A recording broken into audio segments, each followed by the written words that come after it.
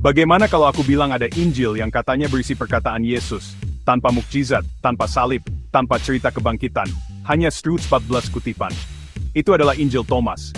Apa isinya, dan kenapa tidak ada di Alkitab? Ini cerita singkatnya. Tahun 1945, dekat Nag Hammadi di Mesir, ditemukan tumpukan teks kuno. Di antaranya naskah Koptik yang disebut Injil Thomas, yang dihubungkan dengan Didymos Yudas Thomas, Thomas si kembar. Ini bukan cerita seperti Matius atau Lukas, melainkan kumpulan perkataan yang dimulai dengan Yesus berkata. Beberapa perkataan terdengar akrab seperti tentang biji-bijian, yang lain aneh. Belah sepotong kayu, aku ada di sana. Siapapun yang menemukan penafsiran ini, tidak akan merasakan kematian.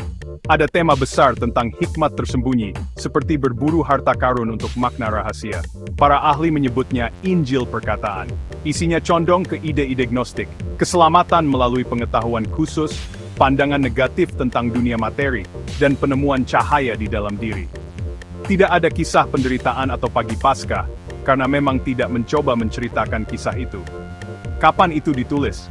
Salinan yang kita miliki berasal dari abad keempat, tapi teks aslinya diperkirakan dari pertengahan abad kedua, setelah Injil-Injil Perjanjian Baru beredar. Beberapa baris sejajar dengan Injil kanonik, yang lain mendorong ke arah baru. Jadi, mengapa ditolak dari kanon? Ada 4 alasan besar. Keapostolan, kepengarangan Thomas diragukan dan terlambat. Ortodoksi, Thomas menekankan wahyu batin yang bertentangan dengan pesan historis publik. Katolisitas, penggunaannya tidak merata dan sering terbatas. Kuno, pada akhir abad kedua, komunitas sudah mengakui 4 Injil, dan tokoh seperti Irenaeus mengkritik teks alternatif. Ada juga konten yang menimbulkan pertanyaan, seperti perkataan Sabtu 14, setiap wanita yang menjadikan dirinya laki-laki akan masuk kerajaan. Ini biasanya dibaca sebagai transformasi simbolik dalam lingkaran gnostik, tapi tidak sesuai dengan ajaran utama. Apakah itu membuatnya tidak berguna? Sama sekali tidak.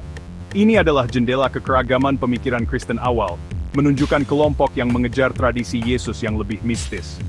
Tetapi bagi kebanyakan orang Kristen, Thomas bukan kitab suci, itu saksi sejarah yang menarik.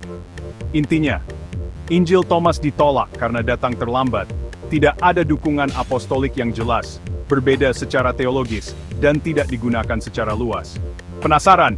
Bacalah sendiri, lalu bandingkan dengan keempat Injil, dan lihat gambaran Yesus yang berbeda muncul.